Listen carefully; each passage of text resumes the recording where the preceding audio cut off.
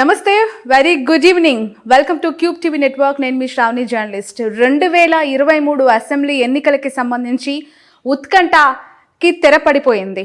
ఎవరు ముఖ్యమంత్రి, ఏ పార్టీ గెలవబోతోంది, కాంగ్రెస్ వస్తుందా, బీఆర్ఎస్ తిరిగి అధికారంలో మూడోసారి వచ్చే అవకాశం ఉందా, లేక హంగికి ఆస్కారం ఉందా? వీటన్నిటి నేపథ్యంలో ఒక క్రిస్టల్ క్లియర్ మార్జిన్ని తెలంగాణ ప్రజలు కాంగ్రెస్ పార్టీకి ఇచ్చారు. ఆ మార్జిన్ ఏంటో తెలుసు కదా, 64.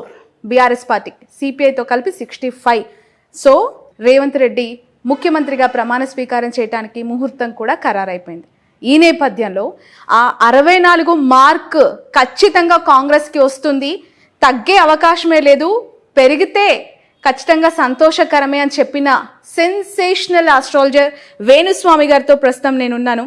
గతంలో ఎన్నో హిస్టారికల్ మూమెంట్స్కి సంబంధించి ఆయన ఇచ్చిన ప్రిడిక్షన్స్, ఆయన చెప్పిన ఆస్ట్రాలజీ తూచా తప్పకుండా జరిగిన వాస్తవాన్ని మనం గుర్తించాలి. సో మరొకసారి మీ అందరికీ ఆఫ్టర్ లాంగ్ టైం వేణుస్వామి గారిని పరిచయం చేస్తున్నాను నా ప్లాట్ఫామ్స్లో. గురుజీ నమస్తే. ఓం నమో వెంకటేశాయ. Thank you so much for your valuable time. నిజంగా ఆఫ్టర్ 1.5 year అనుకుంటా, 2022 సెప్టెంబర్, ఐ థింక్ సెప్టెంబర్లో TV9 ఎగ్జిట్ అయిన తర్వాత మీతో నేను మా క్యూబ్ నెట్వర్క్లో చేసిన మొదటి ఇంటర్వ్యూ మీదే. ప్లస్ నేను కూడా తన తర్వాత ఇంటర్వ్యూలు ఇవ్వలేదు. దాని తర్వాత మళ్ళీ ఇదే ఇంటర్వ్యూ ఎలక్షన్ బిఫోర్ ఇవ్వలేదు. ఆ రోజు మనం మాట్లాడుకున్న ఇన్ఫర్మేషన్ తప్పితే మధ్యలో నేను ఇప్పుడు లాస్ట్ 1 year నేను ఇన్ఫర్మేషన్ అసలు ఎవరికి ఇంటర్వ్యూ ఇవ్వలేదు.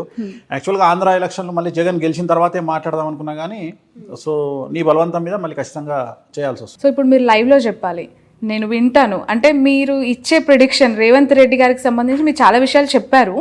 బట్ ఇప్పుడు అఫీషియల్గా మీకు టైము తెలిసింది, డేటు తెలిసింది, రోజు తెలిసింది. అవి ఏంటి, వాటి ప్రాశస్త్యం ఏంటి? రేపు సప్తమి మఖా నక్షత్రము, రేవంత్ రెడ్డి గారిది చిత్తా నక్షత్రము. సో రేవంత్ రెడ్డి గారి జాతక రీత్యా సాధన తార అయ్యింది. సాధన తార అంటే మంచి ముహూర్తము రేపు. సో ముహూర్తం కూడా నాకు తెలిసి మకర లగ్నంలో ఏర్పడ్డటువంటి ముహూర్తము. సో రేపు ప్రమాణ స్వీకారం కనిపిస్తుంది. మకర లగ్నము లేదా కర్కాటక లగ్నంలో ముహూర్తం ఉంటుంది. ఉదయం అయితే మకర లగ్నము, సాయంత్రం అయితే కర్కాటక లగ్నము. సో ముహూర్తంలో రేవంత్ రెడ్డి గారు ప్రమాణ స్వీకారం చేయబోతూ ఉన్నారు. కానీ నేను మాట్లాడింది జాతకం గురించి మాట్లాడుతున్నా. వ్యక్తిగతమైన జాతకంలో ఉన్నటువంటి దోషాల కారణం చేత ఆయన తన పదవిని కాపాడుకోవాల్సిన పరిస్థితి గోచరిస్తుంది. ఖచ్చితంగా జాగ్రత్తగా ఉండాల్సింది. సో ఆయనకు మరి ఎవరెవరి వల్ల నష్టం ఏర్పడుతుంది అంటే, ఆయనది చిత్తా నక్షత్రం కాబట్టి చిత్తా, మృగశిర, ధనిష్ట అనే నక్షత్రాలు, అలాగే మీనరాశి మరియు వృషభ రాశి జాతకుల వల్ల ఆయనకు నష్టం ఏర్పడే అవకాశం ఉంది, పదవీ నష్టం ఏర్పడే అవకాశం ఉంది. కాబట్టి వాళ్ళ విషయంలో ఆయన జాగ్రత్తలు తీసుకోవాలి. కొద్దిగా శత్రువుల మీద కన్నేసి పెడితే ఆయనకు మంచిది. చెప్పనివి చెప్పినట్లుగా వాయిస్ ఓవర్తో చెప్పే వీడియోస్ కొన్ని వైరల్ అవుతూ ఉన్నాయి. కొన్ని ఫుటేజెస్ బయట పెట్టి అది మీరే అన్నట్లుగా కూడా పెట్టట్లేదు. ఫుటేజెస్ పెడితే ఇప్పుడు నా వీడియో, ఒరిజినల్ వీడియో పెడితే నేను సంతోషపడతా. ఇప్పుడు ఉదాహరణ ఇండియా గెలుస్తుంది అని నేను చెప్పాను అనుకో, పెట్టండి, నేనే చెప్తా, దానికి ఆన్సర్ చెప్తా, నేను సారీ చెప్తా, నేను తప్పు చెప్పినా ఒప్పుకుంటా, మేబీ ఏదైనా జరగవచ్చు. కానీ అట్లా కాకుండా జస్ట్ వేణుస్వామి బొమ్మ పెడతారు, పెట్టి ఇండియా గెలుస్తుంది అని చెప్పిన వేణుస్వామి అనగానే. విచిత్రమైన విషయం ఏంటంటే, చదువుకున్న మేధావులు, జర్నలిస్టులు, మొన్న ఒక జర్నలిస్టు పేరు చెప్పను, నా మీద 20 నిమిషాల వీడియో చేసి పెట్టేశాడు టీవీలో, ఆయన యూట్యూబ్ ఛానల్లో. నేను చూస్తే వేణుస్వామిని ట్రోలింగ్ చేస్తున్న జనాలను వీడియో పెడితే నేను డైరెక్ట్గా ఆయనకు ఫోన్ చేసి, ఏమండి నా వీడియో పెట్టారు కదా మీరు, నా గురించి నన్ను తిడుతూ పెట్టారు కదా, దయచేసి ఏం లేదు, ఆ వీడియో నేను ఇండియా గెలుస్తుంది ఈ వరల్డ్ కప్లో ఫైనల్లో అని చెప్పిన వీడియో నాకు పంపిస్తే నేను క్షమాపణ చెప్దాం అనుకుంటున్నా మీ ఛానల్ ద్వారా అని చెప్పిన. అనగానే అదేంటి స్వామి మీరు చెప్పలేదా అన్నాడు. మరి ఆ విషయం కూడా చెక్ చేసుకోకుండా మీరు నా గురించి వీడియో ఎట్లా పెడతారండి మీరు, అసలు చాలా ఆశ్చర్యకరంగా ఉంది అని చెప్పి నేను అడిగిన. అట్లనే ఒక యాంకరు, నాకు బాగా పరిచయం ఉన్న యాంకరు, భర్తతో సుమారు 3 సార్లు డివోర్స్ తీసుకొని మళ్ళీ అదే భర్తతో కలిసి ఉంటున్న యాంకరు ఒక ఇంటర్వ్యూలో కూర్చొని, వేణుస్వామి గారు ఇలా జరిగిందండి, ఇలా వేణుస్వామి గారు చెప్పారు ఇండియా గెలుస్తుందని, కానీ ఓడిపోయింది ఇండియా, ఎంత దారుణం అండి అని మీకు ప్రశ్న అడిగితే, అవతల సీనియర్ జర్నలిస్ట్ అనేటువంటి పేరు వేసుకున్న ఆయన ఎవరో నేను ఇంతవరకు చూడలే, జర్నలిస్ట్ ఆయన యూట్యూబ్ ఛానల్లో, ఆయన దాని గురించి ఖండన. సో అసలు నేను ఎక్కడ చెప్పినా ఏంది, బేసిక్ నాలెడ్జ్ ఏంటంటే, మనం ఒక మనిషిని విమర్శించేటప్పుడు ఆయన చెప్పాడు ఆ వేణుస్వామి, ఆ వీడియో ఏంది తీసుకురండి, పలానా దగ్గర వీడియో ఉంటుంది తీసుకురండి అడగాల. సో ఏమైపోయింది, ఎవరి ఇష్టం వచ్చినటువంటి విధంగా వాళ్ళు, ఏమైపోయిందంటే మనం జనాల్ని కమాండ్ చేసే స్టేజ్లో ఉన్నాం భగవంతుని దయ వల్ల. అంటే ఉదాహరణ, నేను ఇవాళ నా ఇంటర్వ్యూలో ఒక పార్టీ గెలుస్తుంది అని చెబితే ఆ పార్టీకి అట్లీస్ట్ 1 to 3% ఓటు బ్యాంక్ అనేది కన్వర్ట్ అయ్యే పరిస్థితులలో ఉంది. సో నేను కూడా మూర్ఖంగా బిహేవ్ చేస్తూ ఈసీ జల్లెల్లో నేను చిక్కాలని నేను అనుకోవట్లేదు. ఎగ్జాక్ట్లీ. సో నేను ఇప్పుడు ప్రపంచం గురించి జ్యోతిష్యము జాతకం చెప్పే వేణుస్వామి జాతకం వేణుస్వామికి తెలుసుగా. సో ఎక్కడ వేణుస్వామి రిజర్వ్ ఉండాలి, ఎక్కువ బరస్ట్ కావాలి అనే విషయం వేణుస్వామికి తెలుసు కదా. నేను ఎందుకు తొందరపడతా? ఇప్పుడు ఉదాహరణ ఇవాళ ఏమవుతుందంటే నేను ఈసీ ట్రాప్లో పడిపోతా. నేను ఎలక్షన్కు 1 month బిఫోర్ నేను పెట్టి తెలంగాణలో ఈ పార్టీ గెలుస్తుంది, ఆంధ్రాలో ఈ పార్టీ గెలుస్తుంది అని నేను చెప్తే ఇదే కారణమా మీరు 64 సీట్లు వస్తాయని చెప్పకపోవడం? నాకు చెప్పారు.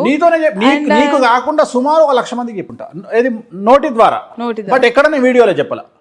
కాంగ్రెస్ గెలుస్తుంది అని మాత్రమే చెప్పాను తప్ప ఎక్కడ కూడా నేను రేవంత్ రెడ్డి సీఎం అవుతాడని చెప్పిన తప్ప సీట్లు నేను చెప్పాలి. నేను ఏమన్నా నీతోని పదే వాయిస్తే ఫస్ట్ డే నుండి నీతో వాదించిన 64 అనేది మ్యాజిక్ ఫిగర్.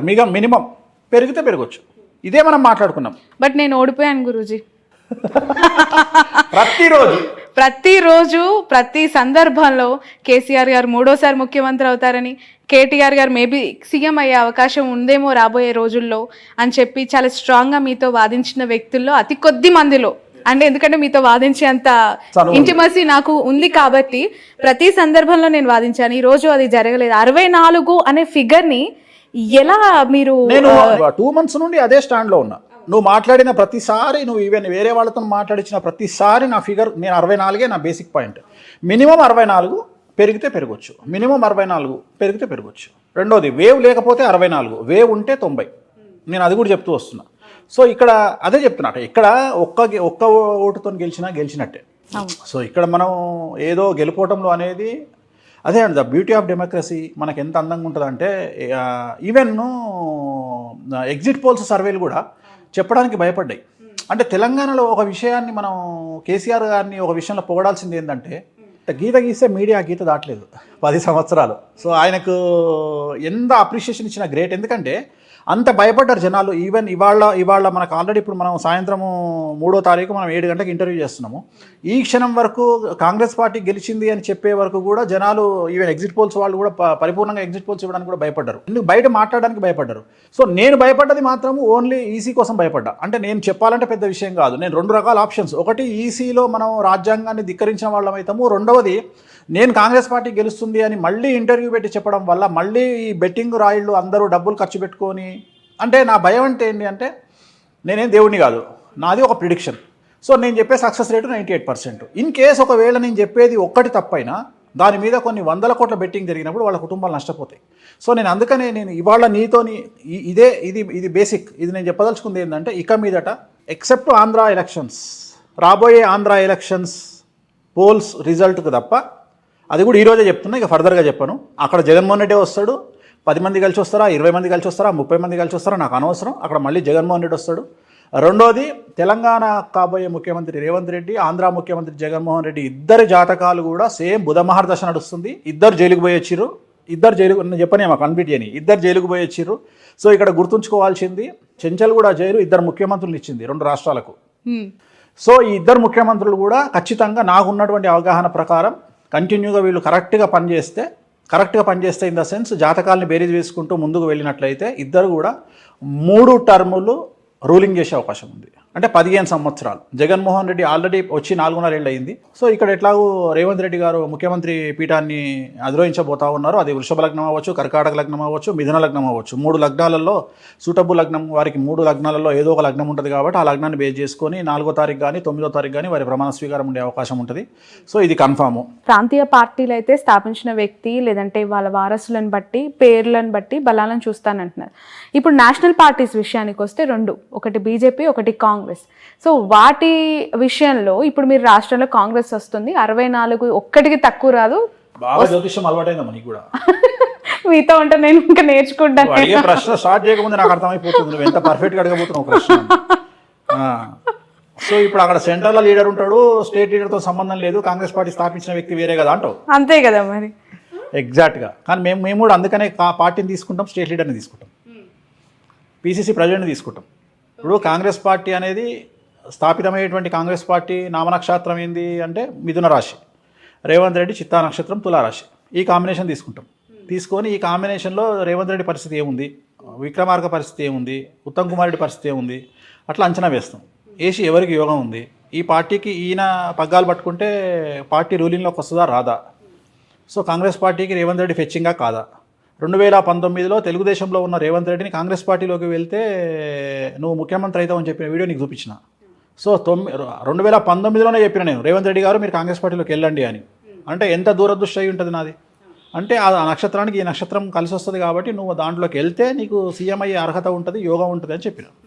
సో ఆ కాంబినేషన్ నేను చెప్పేది. సో అప్పుడు ఏం చేస్తాము, కేంద్ర రాజకీయాలకు కేంద్ర పార్టీని తీసుకున్నప్పుడు, నేషనల్ పార్టీని తీసుకున్నప్పుడు ఆ పార్టీ పేరు తీసుకుంటాం, ప్లస్ లోకల్ పార్టీ లీడర్ని తీసుకుంటాం. లోకల్ ఎవరైతే ఆ పార్టీ పీసీసీ ప్రెసిడెంట్ ఉన్నాడో రేవంత్ రెడ్డి గారు, ఆయన పేరు తీసుకుంటాం.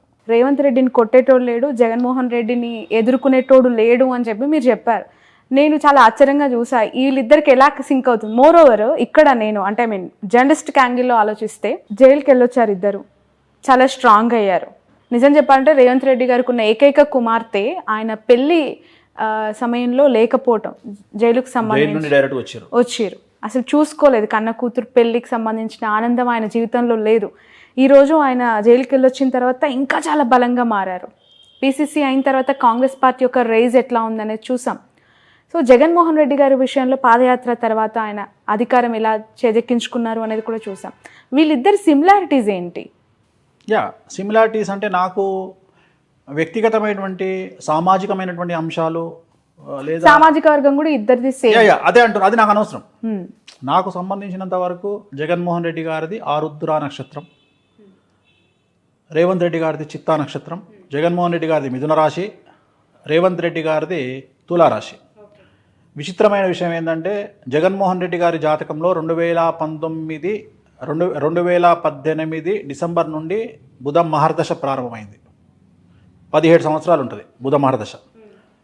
అంటే ఆయన రాజకీయంగా ముఖ్యమంత్రి అవ్వడానికి 5 నెలల ముందు ఆయనకు బుధ మహర్దశ స్టార్ట్ అయింది. విచిత్రమైన విషయం ఏంటంటే రేవంత్ రెడ్డి గారికి 2024 ఏప్రిల్ నుండి బుధ మహర్దశ ప్రారంభమవుతుంది. Simple reverse. జగన్మోహన్ రెడ్డి కాకముందే బుధ మహర్దశ స్టార్ట్ అయింది. సీఎం కాకముందు 5 నెలల ముందు స్టార్ట్ అయింది. రేవంత్ రెడ్డి గారు సీఎం అయినాక 5 నెలల తర్వాత బుధ మహర్దశ స్టార్ట్ అవుతుంది. ఇద్దరి జాతకంలో బుధ మహర్దశ నడుస్తుంది. ఇద్దరి జాతకంలో బుధుడు ఉచ్చ. కాకపోతే ఒక చిన్న సమస్య ఉంది రేవంత్ రెడ్డి గారి జాతకంలో, అంటే శని దృష్టి బుధుడి మీద ఉంది. టంగు స్లిప్ అవ్వద్దు రేవంత్ రెడ్డి గారు ఇక మీదట. ఎందుకంటే ఇంతకు ముందు ఏం టంగు స్లిప్ అయినా నడిచింది, ఇక మీదట జాగ్రత్తగా ఉండాలి. రెండోది ఏంటి అంటే జగన్మోహన్ రెడ్డి గారి జాతకంలో రేవంత్ రెడ్డి గారి జాతకంలో ఉన్న చిన్న తేడా ఏంటి అంటే రేవంత్ రెడ్డి గారికి ముఖ్యమంత్రి పదవిలో గండాలు కనిపిస్తున్నాయి, కానీ జగన్మోహన్ రెడ్డి గారికి లేవు. రేవంత్ రెడ్డి గారు నమ్మక ద్రోహానికి గురయ్యే అవకాశం ఉంది ముఖ్యమంత్రి పీఠంలో ఉన్నప్పుడు, లేదా ఒక ప్రత్యేకించి మీడియా సంస్థ ఆయన మీద స్టింగ్ ఆపరేషన్ చేయడం వల్లనో, ఒక వ్యక్తి స్టింగ్ ఆపరేషన్ చేయడం వల్లనో ఆయన తన పదవిని కోల్పోయే అవకాశం ఉంది. అంటే పదవి గండం ఏర్పడే అవకాశం ఉంది రేవంత్ రెడ్డి గారికి. ఎందుకు అంటే రేవంత్ రెడ్డి గారి జాతకంలో శని దృష్టి 5 గ్రహాల మీద ఉంది. సో దాంట్లో ముఖ్యంగా శుక్రుడి మీద ఉంది. రెండోది రేవంత్ రెడ్డి గారి జాతకంలో గురువు 6వ స్థానంలో ఉన్నాడు. సో ఇవన్నిటిని తీసుకుంటే ఏంటి అంటే నమ్మక ద్రోహం ఏర్పడే అవకాశం ఉంటుంది, మధ్యలో పదవీచ్యుతుడయ్యే అవకాశం ఉంటుంది, పదవిని కోల్పోయే అవకాశం ఉంటుంది. ఎందువల్ల అంటే శత్రువుల యొక్క దాడి వల్ల.